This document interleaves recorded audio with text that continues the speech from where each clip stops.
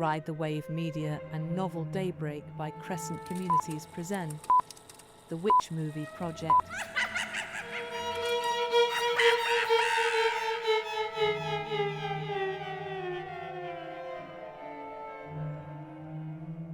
All right, Courtney, here we are.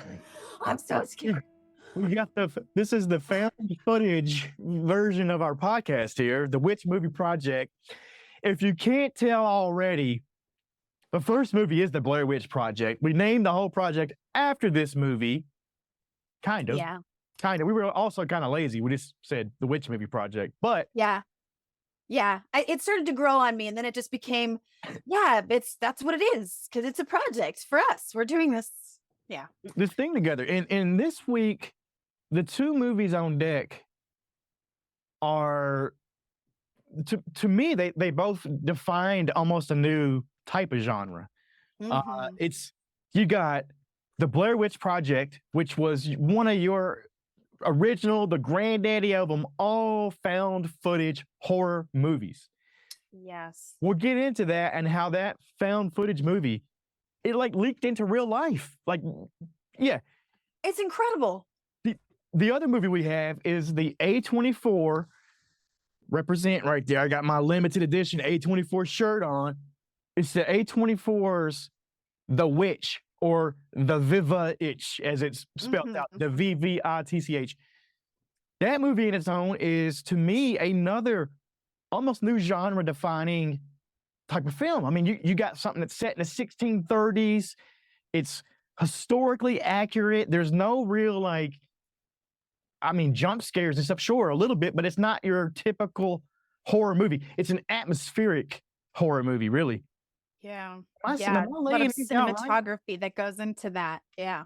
Creepy woods. Both movies got the creepy woods.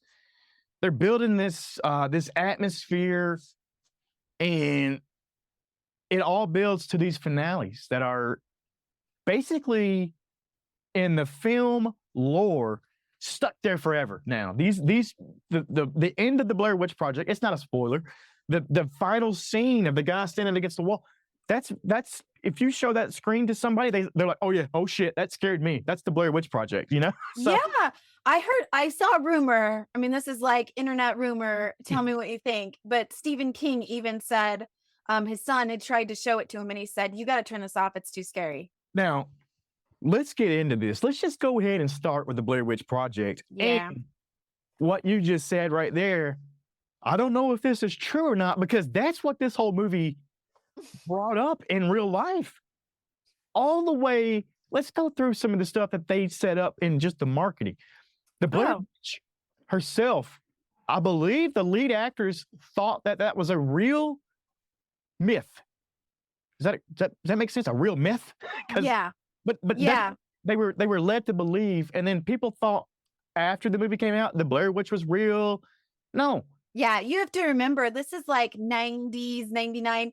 This is when internet was starting to really become like a regular, useful thing. More and more people like being able to create their own websites and use the internet for different things. And so I was just aghast, because I obviously was alive during this era. I'm a little bit old, just a little bit. But yeah, I remember the Blair Witch coming out and it being a huge like debate. Everybody being like, this was real. They found this real footage, all this like talk about it. And I'll admit, I didn't see the movie back then. Oh, I don't know. I must have missed the craze. I'm not sure what I was doing, but I remember in researching this and seeing that they created a website to say, to market this movie and to say, we found footage, and everybody believing that. That kind of going viral, if you will, if that was even a thing back then. Oh, it was, yeah. Now, yeah. And everybody being like, oh my gosh. So going to the movie theaters thinking they were looking at real footage of people who'd gone missing and died in the woods. Excuse me, not only that, but in the marketing for this thing, the three main actors in the movie, Heather Donahue, Michael C. Williams, and Joshua Leonard, were reported missing in real life, not outside the movie. Before the movie released, they reported these people missing. as a PR stunt.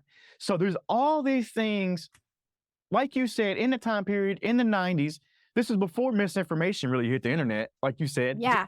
So people are like, this is real. If I'm seeing it, it's fact. I did see this in theaters. I remember going through this and feeling this craze. I even remember I was pro wrestling at the time. I was a pro wrestler. I was a backyard wrestler at the time. And we held an event called Halloween. And the flyer for their event was the Blair Witch Project. That was my name. I was Blaze. And it was my eyes like that. And it was we used the iconic scene. And I remember people even thinking that was out there because they were like, oh, well, how does their event tie into the Blair Witch? It didn't. It was the Blair Witch. It was me. So yeah, it was all deliberate and a very, almost a prank. Yeah. Like it's almost a prank on everybody to pull the wool over the eyes of the world. Because nobody, like it was more polarizing of, is it real or not, than is it good or not? Right. And that to me was interesting because both these movies, you got Blair Witch and you got The Witch, they are both polarizing movies in their own right because you got two different spectrums. One side will say, oh, this was boring. Nothing even happened. I didn't see anything. Yeah. The other side will say, oh my God, I was fucking terrified the entire time. There's really no in between. Yeah. Well, I have to say, okay, so I've known of the Blair Witch Project and the movie for all these years, all this time. And maybe I should be ashamed to admit this, but this is the first time I actually watched the movie in preparing for this today. I watched it twice. Okay. So in research. So the first time just to enjoy it, just to soak it in, just to see it for the first time and be like, okay, it's finally time for me to see this movie and see what it was all about. And I will admit the first time I watched it, I was like, that was it? Because I was a little surprised at how little happened when so much was happening, right? Like, I guess I was just a little taken aback by it. Like, wow. So all that lead up and all the like running through the woods and the jostling of the camera and, seeing different kinds of weird little things happening throughout the movie. And then it ends with that, creepy, iconic ending. But like, then it's over. It just ends. And I was like, that was it? That's crazy. Now, once again, that's going back to the period of time that it released in, because this was way before your A24 type movies with no happy endings.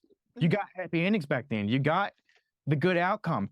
Yeah. Not here. So when the credits rolled, which a lot of people forgot to read the credits.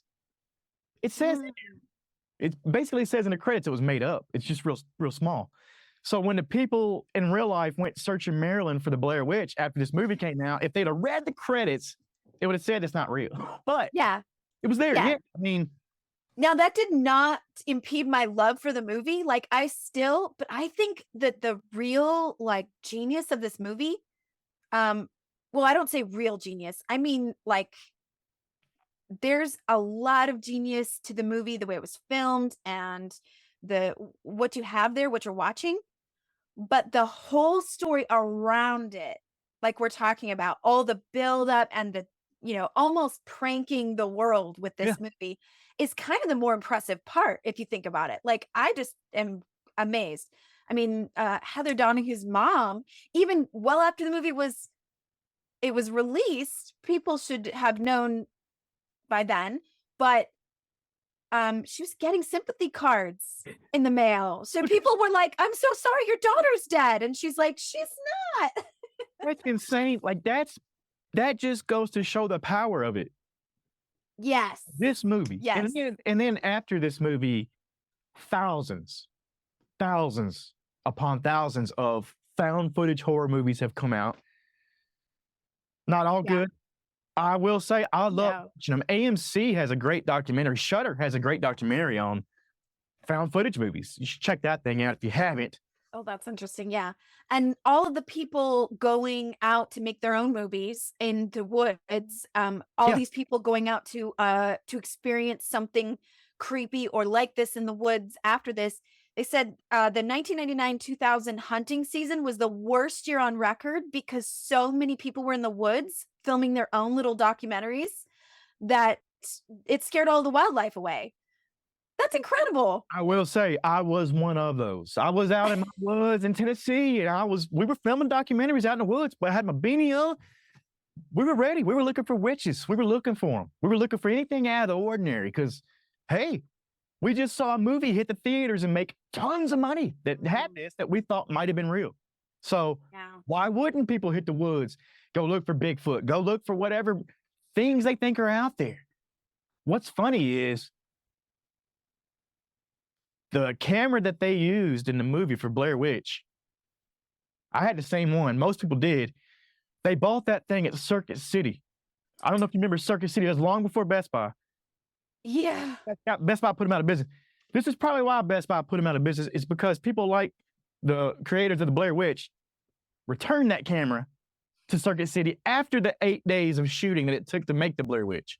So they got their refund to bring that budget down a little bit more. But yeah, that same camera was then sold for $10,000. That's wild, is it not? What a fact. What a fact. An auction. Yeah. This movie, Relic. What were you thinking when you watched it? Just from the beginning, you got them all happy. You got them at the Burkittsville sign, which that thing's been stolen 3 times now. But they're out there. Movie history, right? Movie relics. Maybe we should go out there and find that thing. Is it still there? I don't know. Next season, I'd like to have that Burkittsville sign behind me. That would be such a fun trip, wouldn't that? We could go to Salem, Massachusetts. We could go, we go hit up Maryland. We could see all these little spots. It would be amazing. Oh, I'd love it. But so from the beginning, what was your initial thoughts going in and seeing them in the car? And then, they're playful. They're all this. They're talking about this. What were you feeling? Did you feel like you were immersed in it enough, or were you an outsider still?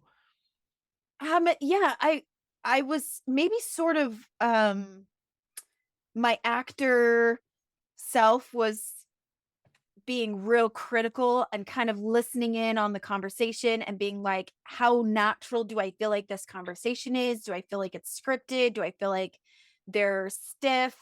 And I did feel kind of like that almost we don't know each other that well awkwardness in their banter, right? Which, I mean, that would just be natural. It would be like, with some young people with access to camera making themselves a little documentary, would they be like, let's film each other getting ready and packing up, and I'm going to tease you while we do it. And then the switch from that to when they would actually film something, even like at the cemetery or things like that. And you had Heather being like documentary voice going on. This is the town where the blah, blah, blah, blah, blah, blah. And you saw like that shift. And then the camera would switch back to just the banter. And it was like the F word would come out and they would just be like, blah, blah, blah, blah, And so I was paying a lot of attention to that. Like, how do these characters interact? Like, does this feel natural to me, or does it feel like it's very like stiff? You know what? It's a good lead up to when you're watching the beginning. It's a very good lead up to see how they're going to react under stress later. Yeah. Because when Heather, Mike, and Josh, they get lost, scared, they start hearing creepy noises. They're in the tent. This is now you're getting up until this point. It's just your full-blown classic setup for a bad night in the woods. Like something bad's about to happen. It's this almost happy, and you're just going, you kind of go downward all the way. Like you know what I mean? Like that's how it felt to me. From the atmosphere, you got the shaky cameras. Everything just like, and the fact that they didn't have a cameraman, they had the actors. They were like, we're going to give you guys like a crash course in camera work and how to use the camera. And then you're going to shoot the whole thing. And we're just going to be out there. And the actors signed something that said, I'm okay with you messing with my head, like messing with your heads. So they knew going into this, like whatever reaction they want to get out of us and to be in this movie needs to be as natural as possible. So they're going to mess with us. And that banter and everything in the movie that seems so natural is because basically they were not given scripts. They were given a 35-page document that outlined the mythology and the plot of this movie. Yeah. Side of that, they were supposed to do this. They were supposed to just ad-lib, banter at 42-ish minutes in when the tent's shaking. Yeah. Not scripted. So that's a real I reaction. didn't know that was going to Didn't happen. know it was I mean, gonna could you imagine? They signed up for this and it was probably terrifying. So, and the fact that, like the legend of the Blair Witch, they gave them that and told them it was real, that this was a real legend. This was a real town. This was real. And then I had to look into it further because the interviews with the townspeople at the beginning was really cool. Everybody they interviewed seemed so natural, so realistic. Yep. They told the actors, the three main actors, that they were real townspeople. And I would have believed that too. I would have been going into it being like, oh, wow, these townspeople, the one that intrigued me the most was the woman with the child, Thank you. Ingrid. And the child kept covering her mouth and she was like, I know it's just a scary story. Don't worry. It's not true. It's really true. And she's just like, that little piece, Ingrid, right there, to me, almost without that, the rest of the movie, it takes away from it a little bit. It doesn't ruin the movie, but if you don't have that little piece, for some reason, to me, it stuck out. It felt genuine. Yes, the kid covered her mouth. The kid was not covering her mouth because she knew what she was talking about. The kid was just covering her mouth, like she was ready to go. Kids just being kids, right? But it made that whole sequence in the interviews, and you have to really like listen to what they're saying. The guy who made the kids stand in the corner while he killed one child, and then he would, that's all like foreshadowing, right? And it's all important. You have to like really pay attention to what they're saying. But could you imagine being the three main people and hearing all this, thinking it's real, thinking they're real people telling you this? And then going into the woods to film. And you're just out there. Like they are out there and hearing stuff, not knowing what's going to happen, thinking this might be a little bit real, not knowing. And you got the directors, you got people messing with them night after night. There's one crazy scene in there where it's pitch dark. The cameraman's running out. They're running. And they're saying, oh my God, what the fuck is that? Oh, what the fuck? What is that? At that moment, it was so intense that there was a moment, there was a screen. It was supposed to be a pan to the left where you actually saw the Blair Witch. You would have seen a white dress, but the cameraman, so frantic, didn't make that pan left and they never reshot it. So the Blair Witch didn't make it in. To me, that's crazy. Are you curious to see what that would have looked like? I want a picture. All these years later, if they don't have a picture of that Blair Witch and what she looked like, they need to release it. I need to see. I mean, it's got to be out there how she looks.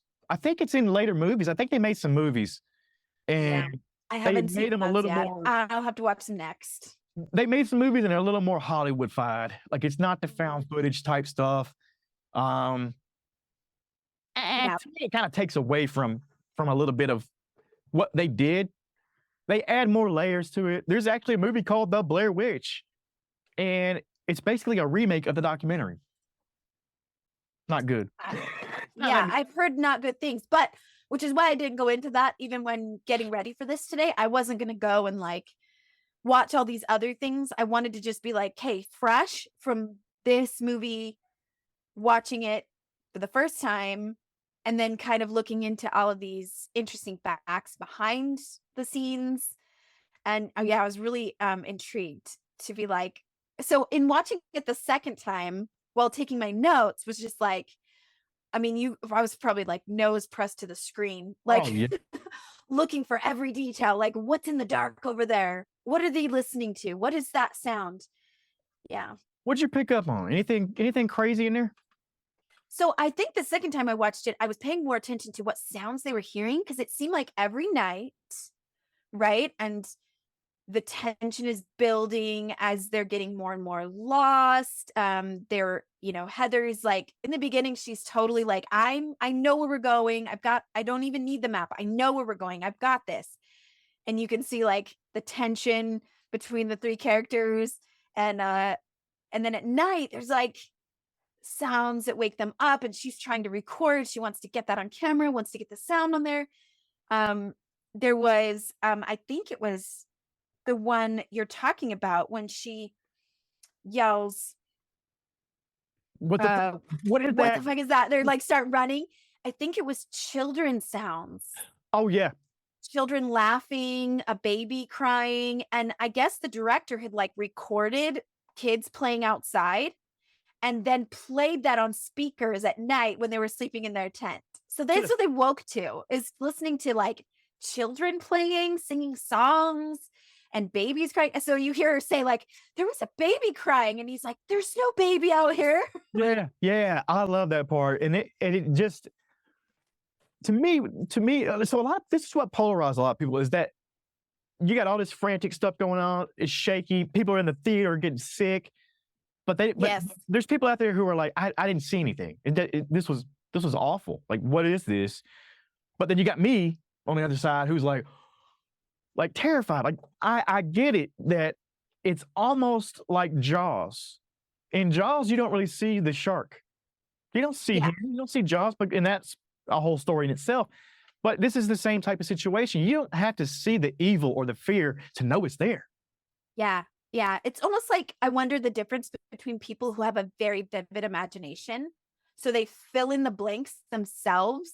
Yeah. And I'm a very imaginative person. That's just who I am. I've always been. So when I watch something like the Blair Witch, I don't need to see what they might be seeing or experiencing, because my brain and my body is filling in all the details myself. And I'm like, this is terrifying. Exactly. That's what it does. And this movie did a great job at that. And it's, like I said, it was one of the first of its time to come out with that found footage style.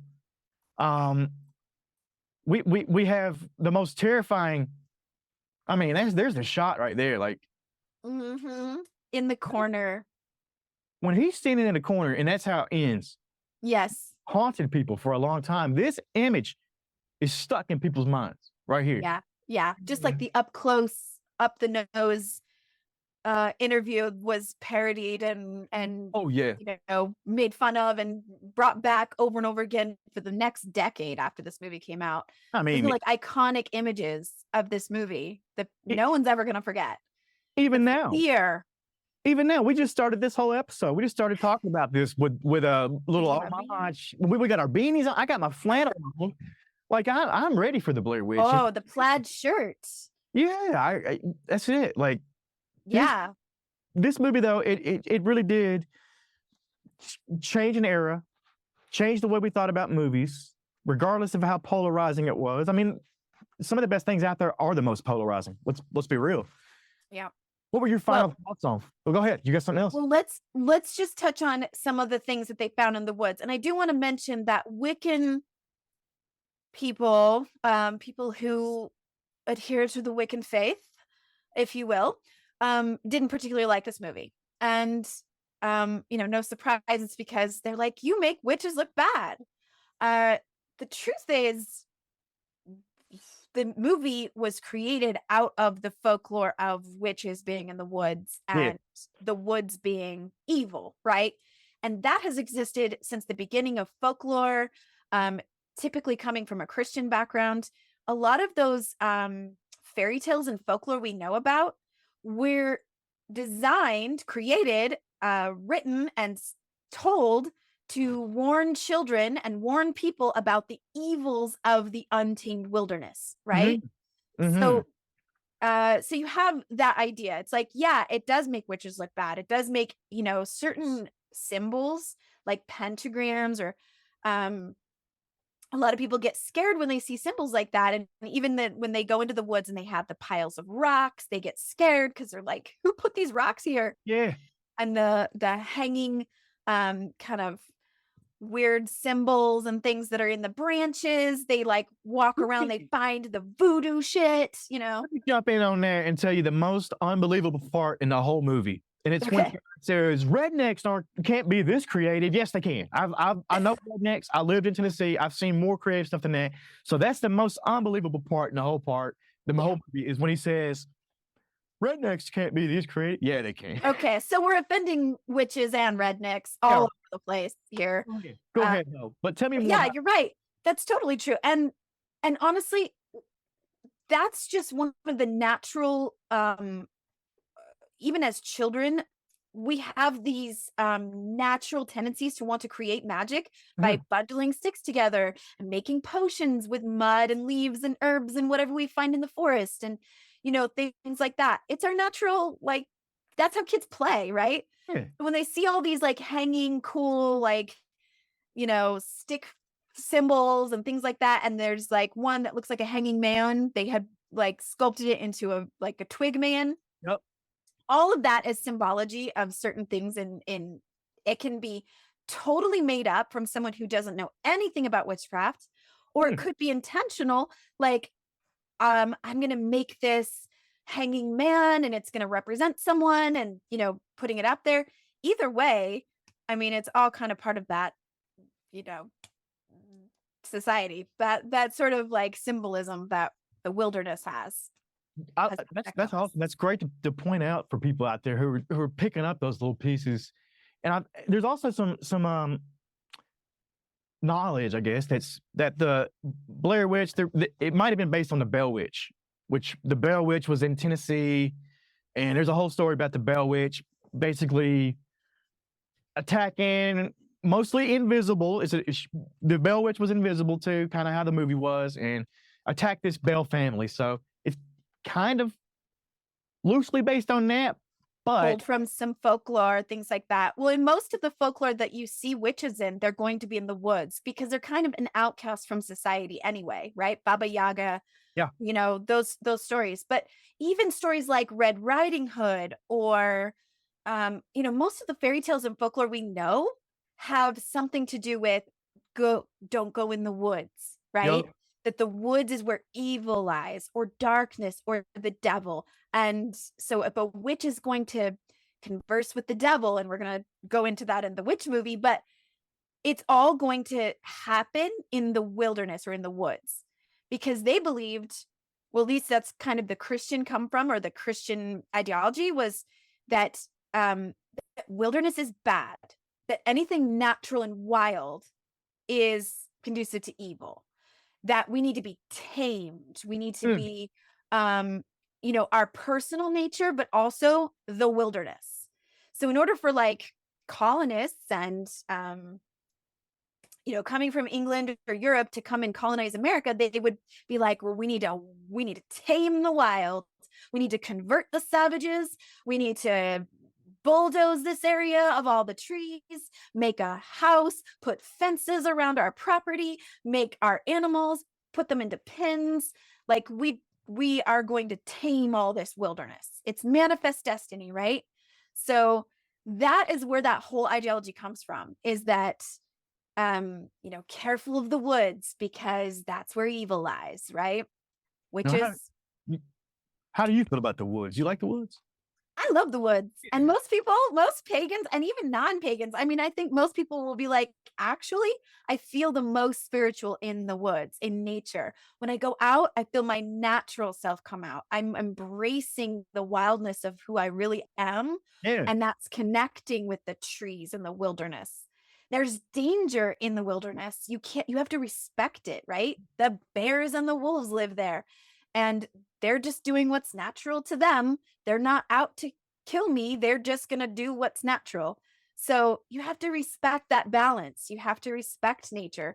So, I mean, that's where the kind of conflict, I guess, comes in when it comes to like why the Wiccan people would have been upset with this movie, is like, you're trying to make it look evil. You're playing into the whole idea, right? Which I think is just like, yeah. And every other story that's ever been made about the woods from the Christian perspective, right? Pretty much. I mean, you hit the nail on the head there. And I want to get your final thoughts on Blair Witch before we get to the witch and get more into that. So, final thoughts. Would you watch this movie again? Did you like it? What stood out? All that kind of stuff. What do you think? I love this movie probably more for what it is, how different, how innovative, how yeah, just different it was made and all of that. I don't know if I need to watch it a bunch more times. I would watch it again, I guess, but it's like, okay, I've seen it. Yep. I know what it's all about. The movie itself, I've picked it apart minute by minute, so I'm like, I'm good there, but I'm just like, I'm more impressed and wowed by the making of it, I guess. That's where I'm at. And this movie came out in 99. This is 2024. Kind of held up, kind of didn't hold up in some regards. There's other found footage movies out now that might be better. Definitely a whole lot more that are worse. This one definitely started it. I do love that to me, it's a piece of art. Yes. Piece of art in every kind of way, because you had the real life bleed in, you had all that kind of stuff going on in the press, the PR, with the movie itself. Like, the movie itself was fun to watch. Not only that, this thing only made, it cost $60,000 to make. Well, hold on. $59,550 because they returned that camera to Circuit City. Right. Made $248 million. For every $1 they spent, it was about $11,000 in return. You don't get that anywhere else. There's never been another movie. This is the top budget to box office ratio movie of all time. It's hard to ignore that they did some stuff right and did a lot right to set the stage for what came later. So that's my final thoughts. I love the movie. I wish I had the picture of the Blair Witch Project out there. It was one of my first wrestling performances. I mean, if you want to get the effect, I could just grab my camera and like run around the house for a minute, but yeah. Shake it real hard. You got to, I mean, honestly, cameras today aren't even made for that. Like your iPhone camera, they got auto stabilize in them and all this stuff. You can't even get those kinds of shots. You can make a movie far better with your own phone camera nowadays. Absolutely. Yeah. Let's get to The Witch. Robert Eggers, A24. I caught this movie late at night. I'd put it off for a long time. It came out in 2015. And I don't know. I don't even know if I watched the trailer. I'd probably heard it was boring. I saw, it's set in the 1600s. Ugh. How good can it be? Everybody's worried it's a history lesson. And it kind of was. It kind of was. It was very true to the times. I mean, I wasn't there. You were there. You were around in the 1630s, apparently, but this is life is so much more hard back then. What's fun? What's fun and ironic about this is that this is set in the same time period that the autopsy of Jane Doe, her body would have come from, apparently. Yeah. This is the time period. So now we're watching, this is where Jane Doe's time was. So I tried to look at it like that also and think, where's Jane Doe in the middle of all this? This movie, though, the atmosphere, it's bleak. It's dreary. It is a lot of gray skies, and they use natural lighting in almost the whole making of the movie. So even like they just use like a 3-wick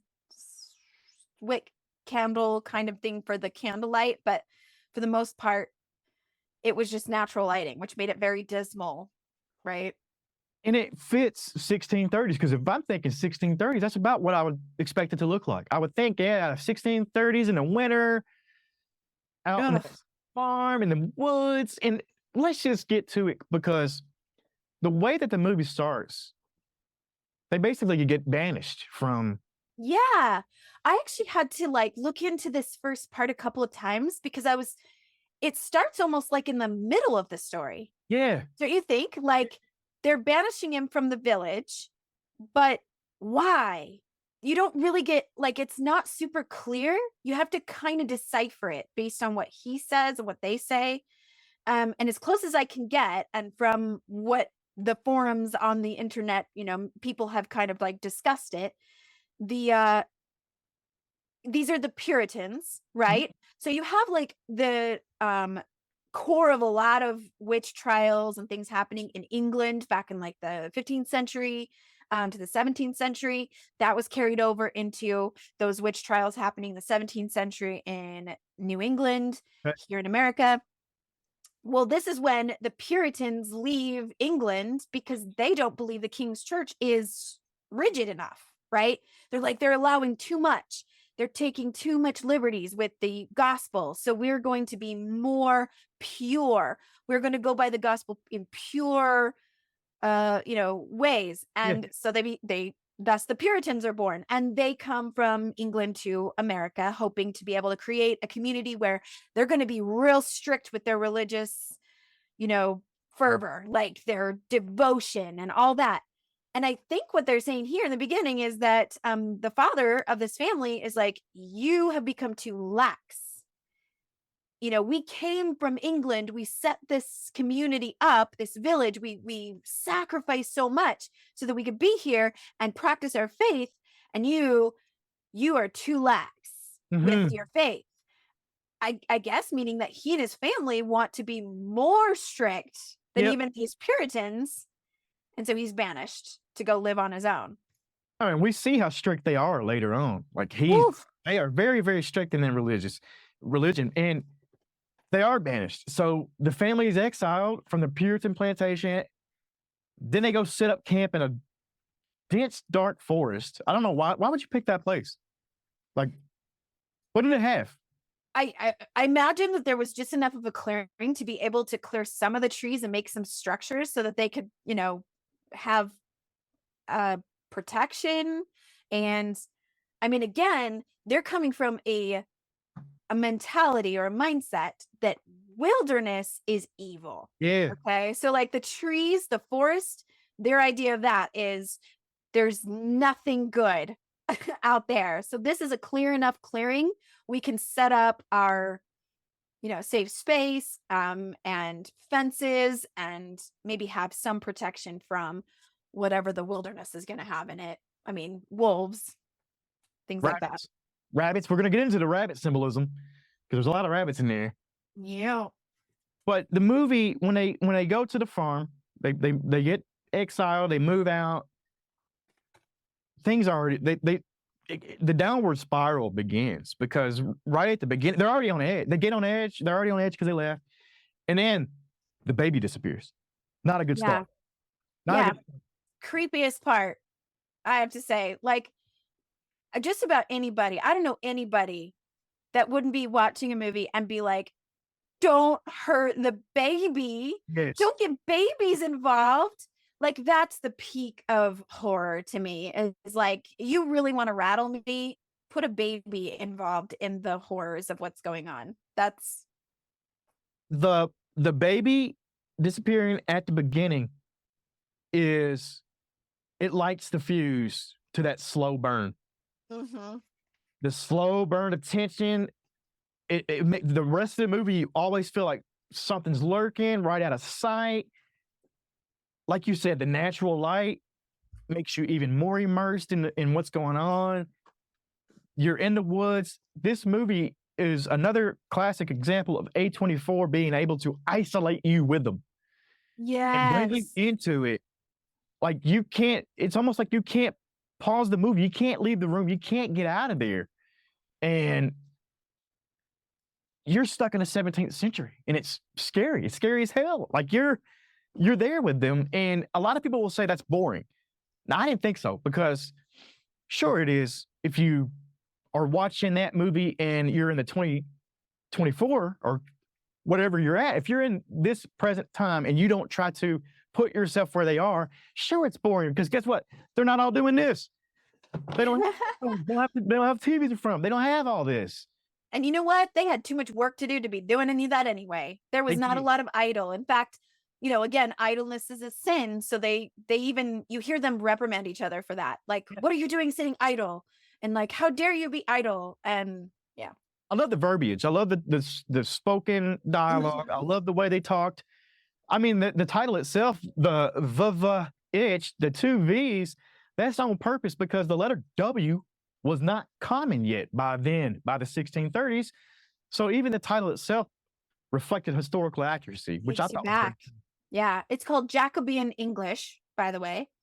And they were going to have a backstory for this family that they had come from Sussex in England, but the director liked the father You'll have to tell us his name, the actor, and he's from Yorkshire. So they decided to change the backstory because they liked his accent so much. That's Ralph Ineson. Now, yes, that guy's voice, you're talking about that because he plays the main character in The Witch. He plays William. yes. Now, Ralph Ineson's voice, Oh, gravelly. yeah. Now, He could read me some bedtime stories at night. I'd be okay with that. I think the tone of his voice fits this movie so well. Yeah. Because you are forced to listen. Now, I'm a fan of his because he did Loreth's voice in Diablo 4. He's a video game character voice also. So that's why. Yeah. His voice, I was like, oh, I know this. It's distinct. Let's talk about the director because you mentioned him, Robert Eggers. Yes. Now, Robert Eggers, who, by the way, let me tell you, he's got a new movie coming out Christmas this year. Guess what Robert Eggers just did? Nosferatu. What? Nosferatu will be dropping at Christmas this year. He made The Witch. He made A24's The Lighthouse, which had Robert Pattinson in it. That's a great. Oh my gosh, that was, yeah. That's a weird one. As they all are. So this guy, I can't wait to see what Robert does with Nosferatu because that's a horror classic there, and that's the one with the vampire, and that's an iconic scene of Nosferatu. That was a silent movie too, so I can't wait for that. But that's coming out this year. Okay, all right. But The Witch, he put so much time and effort into The Witch. Yeah, doesn't he have like a carpentry background or something? And they had to make everything from scratch for this movie. They didn't have anything that was like authentic to the time period, so they had to make it. Which is awesome. I mean, that's what they did then. Yeah. Like, let's use the materials we have around us. They weren't ordering shit on Amazon and getting it sent overnight. Like they had their own. Let's get back to the movie. Let's talk about where your baby disappears, you got stuff going on, and then baby Samuel vanished. Yes. Under Thomasin's care. Go ahead. You had something there? Well, the folklore behind witches taking babies and children is very common. You hear that a lot in a lot of stories. One, they told this to children, first of all, to scare them into behaving, which, could be effective if, you don't know anything about psychological trauma. But, they told that, don't behave. If you don't behave or you don't stay out of the woods, the witch is going to get you. And witches like to eat babies. Hansel and Gretel, we're going to get eaten by a witch in the woods. This is very, very common in folklore, but it might originate from the fact that a lot of accused witches were midwives, and midwives were helping women with their reproductive needs. So whether they needed help in birthing a baby or getting pregnant, they also helped with abortions or with contraceptive herbs, things like that. So you can understand how in some other faiths, they might have demonized midwives as witches who kill babies, right? Yeah, it totally that might be where that comes from.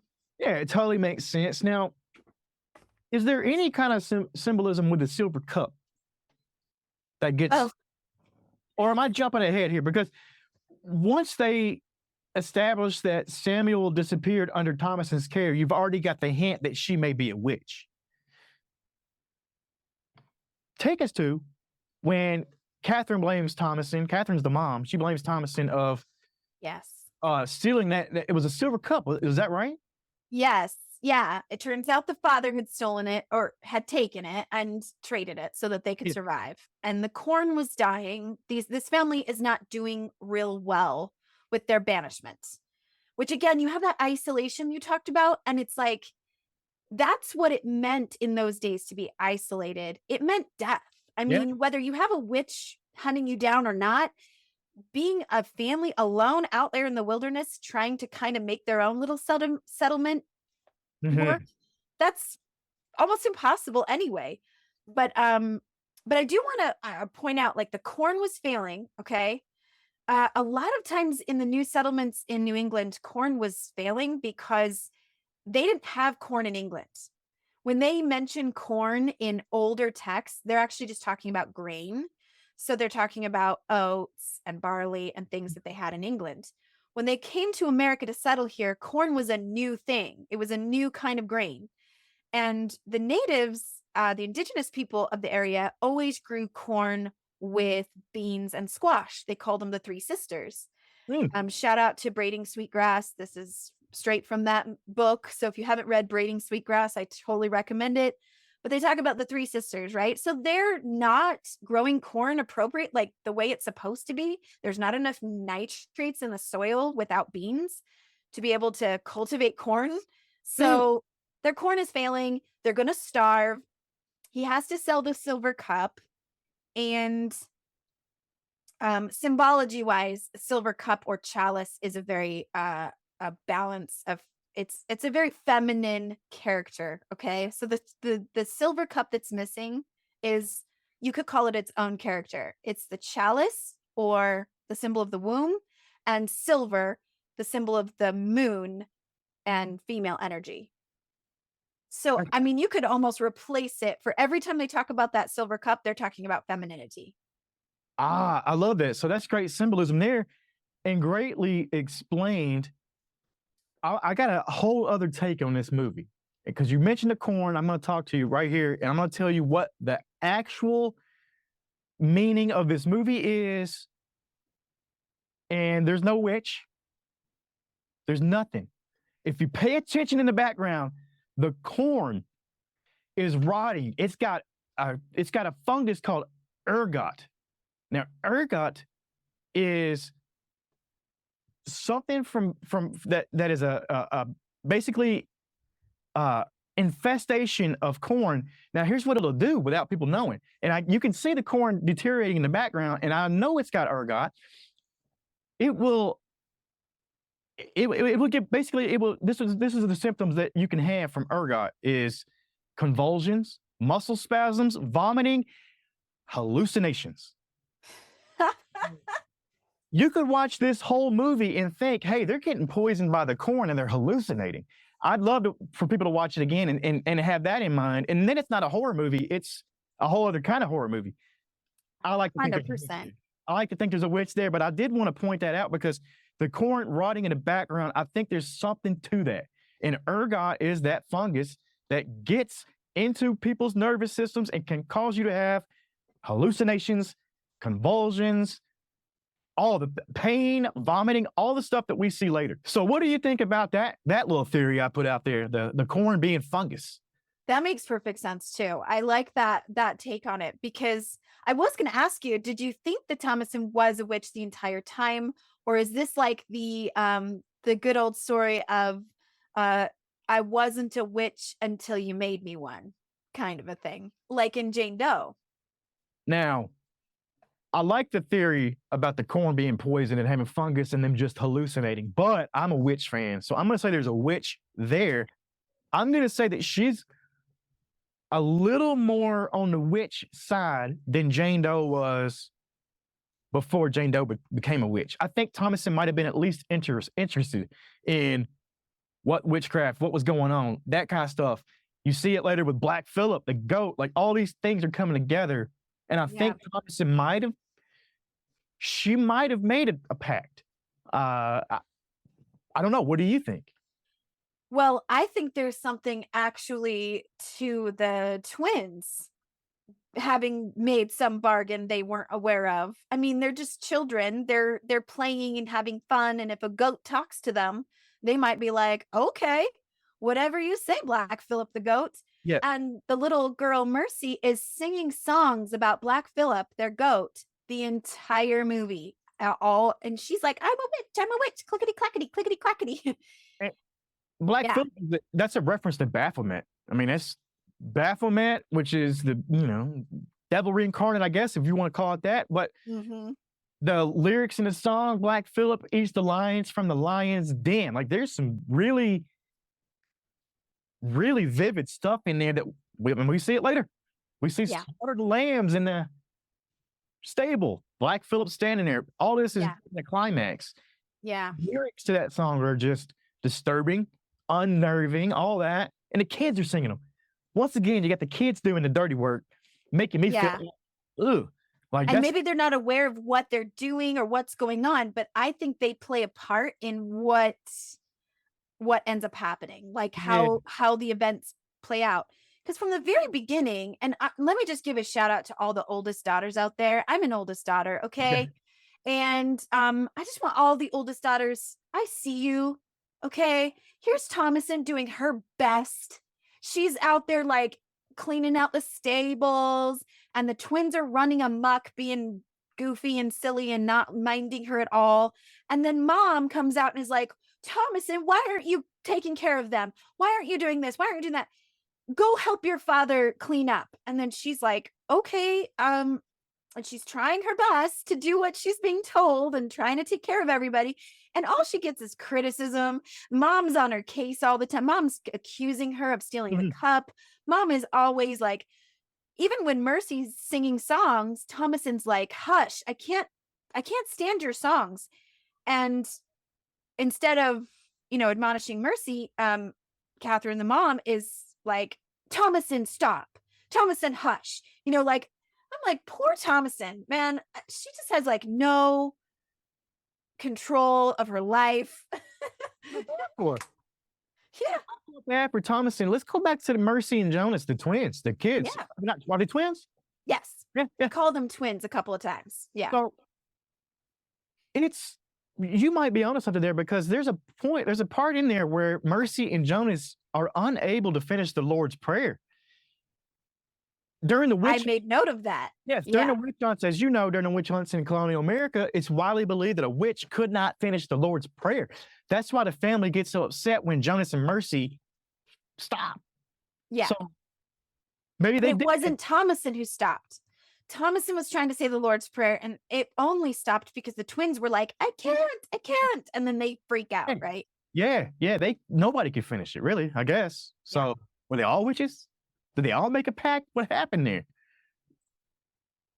May have to watch this again, huh? Because there's a lot going on. We hadn't even gotten to like where we're talking about the movie. Like Caleb goes on a hunt. They go into the woods, and then do we see the rabbit here, or is that later? I believe they saw the rabbit when Caleb and the dad go out hunting. That's right. This is when he sees the seductress witch. She's tries to get him in. She would have got me. I'm gonna tell you now. If I would have been a 13-year-old boy out in the woods.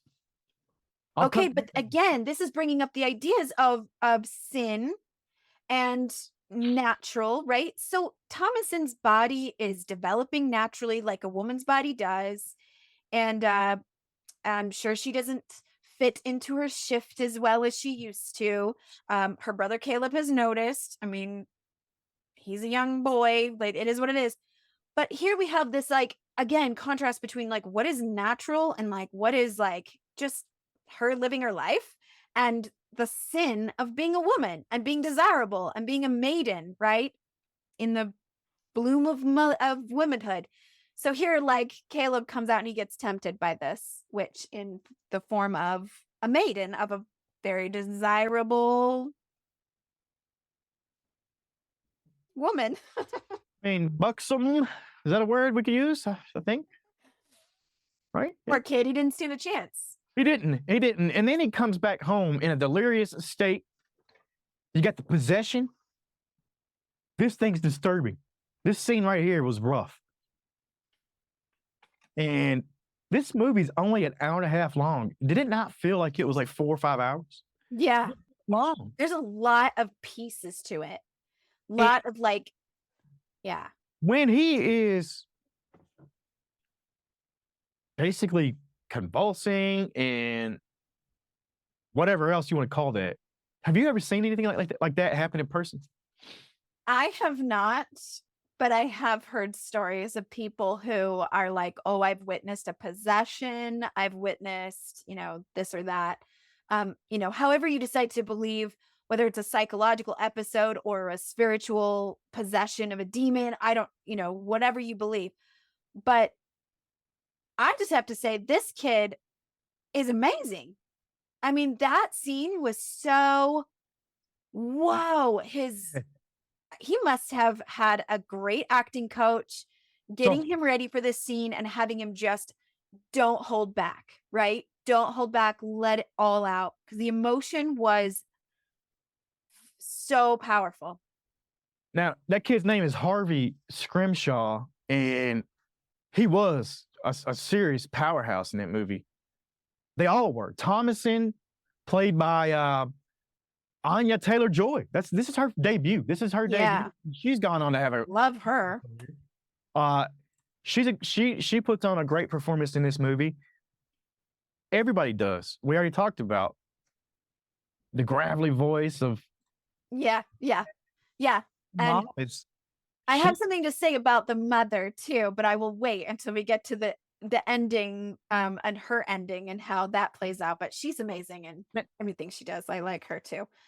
I want to But talk yeah, about the rabbits. Tell me about the rabbits, because Caleb and his father go into the woods to hunt also, and here we go. We got a rabbit here. Now, what's the symbolism of hares in mythology here? well, in Celtic lore, and this is from my Druid deck, they symbolize rebirth and intuition. Now, a lot of folklore around witches, not from a pagan perspective, but from like general how we view witches, they have familiars, or they have or they can shapeshift, right? There's a lot of that going on in folklore as well. Like they can shapeshift into animals and things like that. So the hare shows up in this movie at certain points, I think, where it's like there was a hare and then there was a witch. I just listened to a story this morning that comes from a Welsh storytelling, where a guy is staying in a hotel and he sees these cats trying to steal from him out of his bag or out of his wallet, and he cuts one of them on the paw. And then the next morning, two of the ladies who run the inn he's staying at, she has a hurt hand. So it's like those kind of stories you hear a lot, like where it's like they're in the, you never see the hare and the witch in the same place at the same time. So I don't know, maybe shape shifting is going on. Maybe that's what we're meant to believe here. But in folklore, they really are associated with like Ostara and the rebirth, like the hare and the eggs, which are Easter bunny type symbology. So tell me, if somebody pulls this card in a tarot reading, what does this say about that person? The way that I would read that, and I have the guidebook and I can read what that says. But for me personally, I would say it's something about a new beginning for you, or a rebirth. That kind of like in Thomasin's experience here, she's going through a big change from childhood into womanhood. And what that could mean for her is coming into her power as a witch, right? She's this innocent, godly girl. She definitely wants to follow in, what's right and good. But man, that's just not working for her. No, I mean, it's not bringing her anything but criticism usually. So this is kind of her transition into being like, and you see that when she speaks up to her dad, when she's like, hey, listen, you're the biggest hypocrite I've ever met. She would not have said that earlier in the movie. She's very devoted, very submissive to her father, her mother, to authority. And then it's like, now wait a minute, I have something to say, right? it's like a rebellious teenager. It's like she hit the rebellious teenager phase, and instead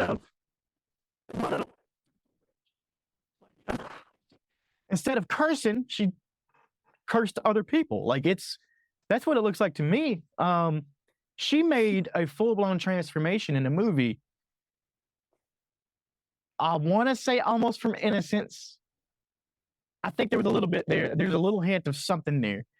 Well, then you could just say that's human nature too. You could say there's a little bit of that in all of us. It's not, And that's what I think, because you could say there's a little bit of that in all of us, because we all conjure up whatever we want in our own ways. She was doing it in her own way, and the climax of the movie is when all the family turns on each other. All these scenes of possession, paranoia, basically good old fashioned witchcraft right here. And then you get the with single Thomasin, Black Phillip. That's to me the master class in filmmaking and building dread and suspense. Because when she finally signed that book, like that's it. No going back. Like that's it. Yeah. What did you think about that? What about Black Phillip overall? Tell us about Black Phillip and the goat lore. I already said it's Baphomet, symbolism, and him speaking to Thomasin.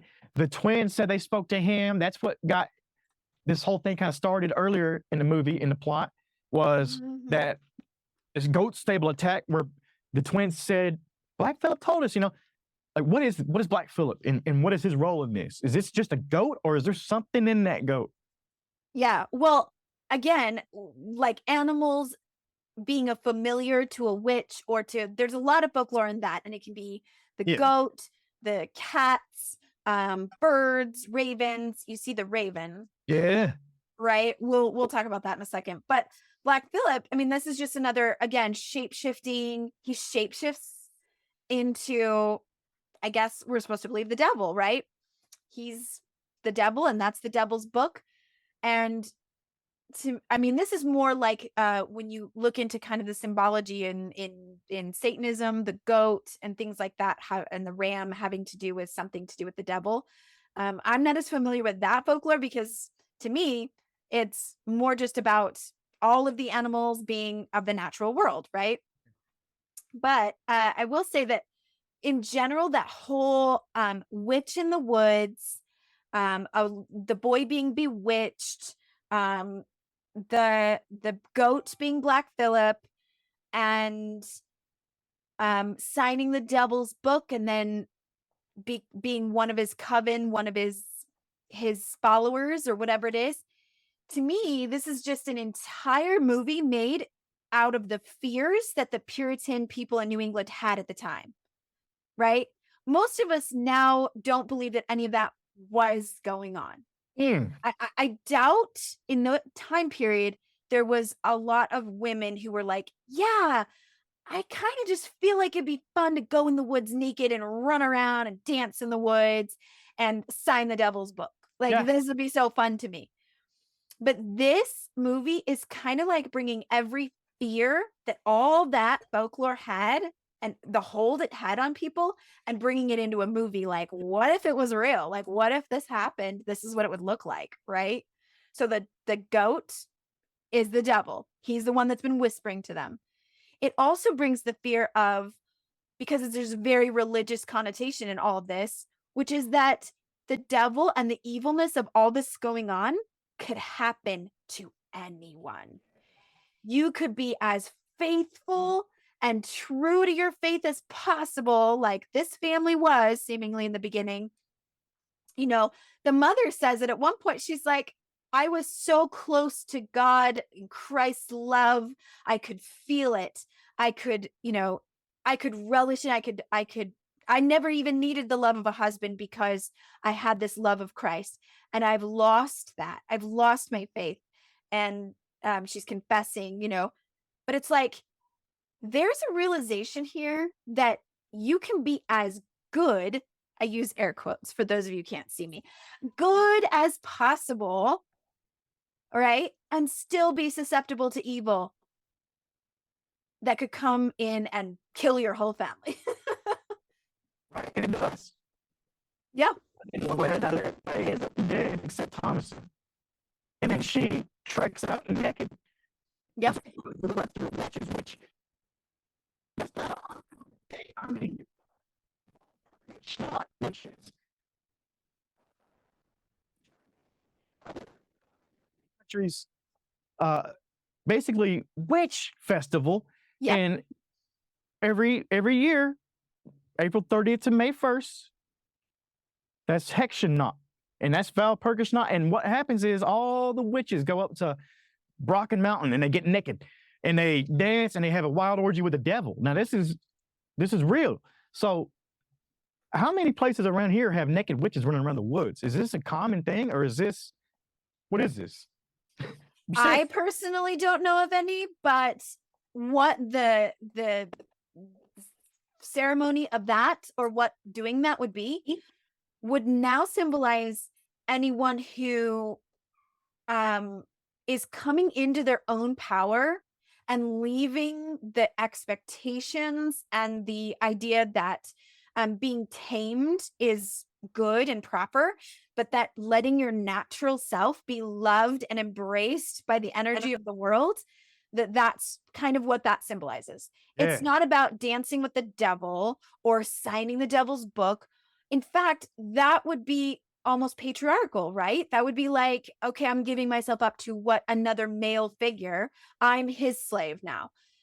Most of the time, what it symbolizes is, this is me shedding off all of the masks, all of the expectations of society, my clothing, and being able to just embrace the natural world, the woods, the fire, the elements, the dancing, the music, the drumming, and just be able to embrace being wholly and authentically me as myself, on my own sovereignty, right?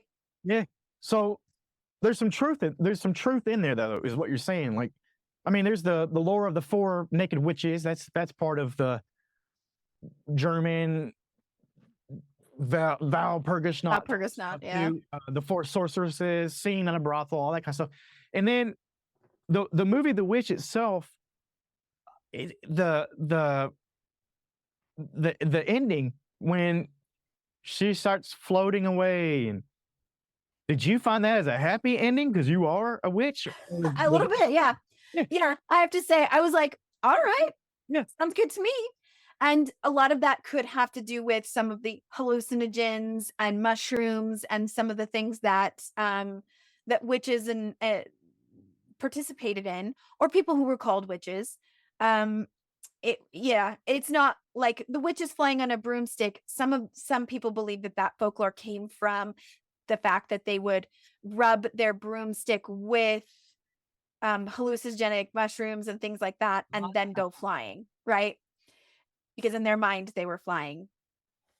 Sounds like a good time to me. I mean, I'd try that out. I don't know. Yeah. And to me, this is just like, again, if it was a symbol, it would be Thomasin going like, okay, my family's dead. Like, what else am I going to do? Sure, I'll sign your book. I mean, and then going out into the woods and being like, I'm free, right? Like, I'm now floating with these women, have nobody telling them what to do. I mean, if you take the devil out of the equation, yeah. But I don't have anybody telling me what to do anymore. I don't have expectations to follow. I am my own person. I'm in charge of myself and I'm free. And the floating feeling is like coming into her power. To me, we could compare Thomasin to the main character, Danny, in Midsummer, when she goes through all this hell, and at the very end, it's only her standing and she gets that little smirk on her face. Yes. Thomasin, at the end, when she floats off, that's her smirk. That's her smirk on her face. I think she got a happy ending. So maybe I'm wrong about A24 movies. Maybe they do have happy endings. Who is it happy for? You know? Yeah. What's your final thought on The Witch?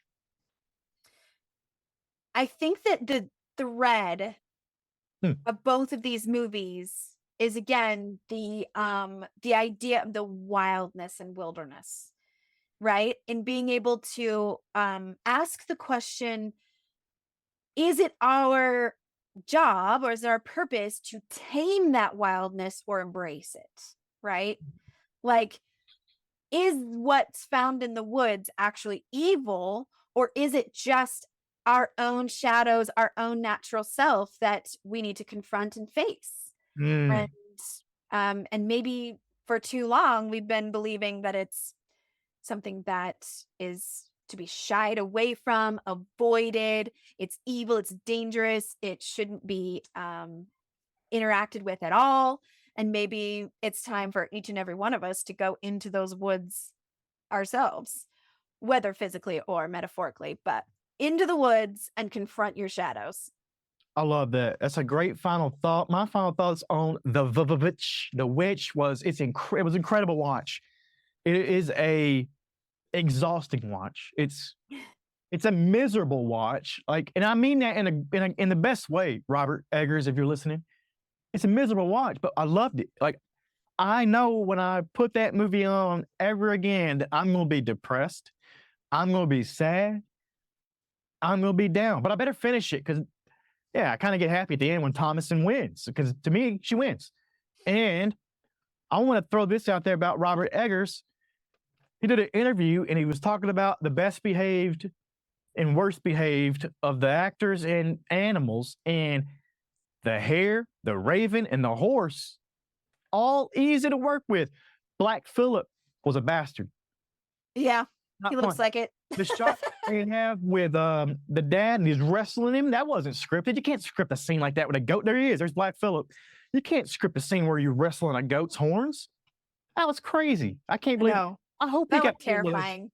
I hope he got paid extra for that. But love this movie. It was another, to me, new genre defining type of movies, subgenre, whatever you want to call it, to pagan folk horror / witchcraft, all that kind of stuff. Can't wait to see this Nosferatu movie that Robert Eggers is putting out. And anything else A24 has. We've got another A24 movie in this series coming up, Hereditary. You've never seen that one. I can't wait for that. No, I haven't seen it yet. I'm just getting into that one. Yeah. You wait. Oh my God, Courtney, we're back. Or maybe I should do this. Yeah, that standing in the that's it. Fun episode we've had here though. With Those who can't see me, I was standing in the corner. Okay. Yeah. As she was recreating the iconic last shot of the Blair Witch there. That's a nightmare-inducing shot, though. Really, it is. Like you see that, Yeah. you're like, oh shit! Like And so fast. it is. I had to go back, rewind it, and watch it again just to make sure I saw what I thought I saw. Yeah. Man, but those two movies right there, The Witch, the VVitch, and the Mhm. Blair Witch. I love those two. I love those two flicks right there, and that's gonna be a tough vote. I don't It know could where be a my vote, vote would yeah. go between. Yeah. All right, people. So you got to get out there. You got to vote. You got to decide out of those two movies, which one did you like best? And vote for all of the ones in the past episodes as well. Make sure Yeah. you vote so we know what are your favorites. And I gotta give myself a shout out for having the A24 limited edition shirt on here because the VVitch was A24. Yeah. Well, Edgerton. Was that him? Was he the one that did it? Man, he's got a movie Nosferatu coming out Christmas this year too. We may have to break that one down. Yeah. I'm all for it. Yeah.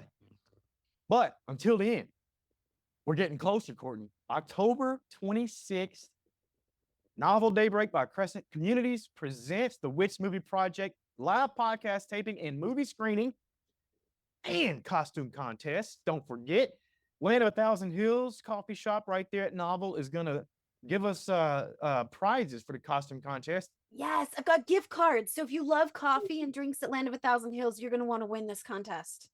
They've got seasonal stuff going on right now too, like different witch type drinks. This is perfect for us. I had the chai and cider yesterday.